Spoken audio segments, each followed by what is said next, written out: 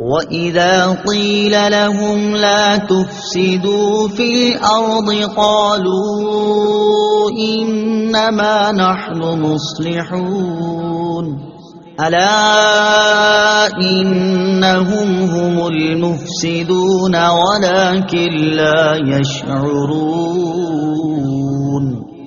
ترجمہ: اور جب ان سے کہا جائے کہ زمین میں فساد نہ کرو تو کہتے ہیں ہم تو صرف اصلاح کرنے والے ہیں۔ سن لو، بے شک یہی لوگ فساد پھیلانے والے ہیں مگر انہیں اس کا شعور نہیں۔ لا تفسدوا فی الارض، زمین میں فساد نہ پھیلاؤ۔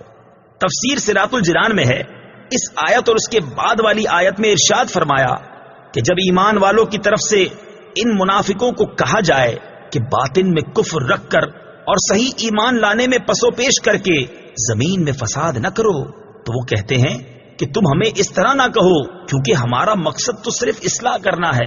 اے ایمان والو، تم جان لو کہ اپنی اسی روش پر قائم رہنے کی وجہ سے یہی لوگ فساد پھیلانے والے ہیں مگر انہیں اس بات کا شعور نہیں کیونکہ ان میں وہ حس باقی نہیں رہی جس سے یہ اپنی اس خرابی کو پہچان سکیں۔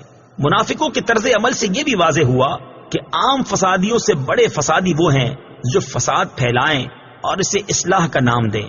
ہمارے معاشرے میں ایسے لوگوں کی کمی نہیں جو اصلاح کے نام پر فساد پھیلاتے ہیں اور بدترین کاموں کو اچھے ناموں سے تعبیر کرتے ہیں۔ آزادی کے نام پر بے حیائی، فن کے نام پر حرام افعال، انسانیت کے نام پر اسلام کو مٹانا اور تہذیب و تمدن کا نام لے کر اسلام پر اعتراض کرنا، توحید کا نام لے کر شان رسالت کا انکار کرنا، قرآن کا نام لے کر حدیث کا انکار کرنا وغیرہ سب فساد کی صورتیں ہیں۔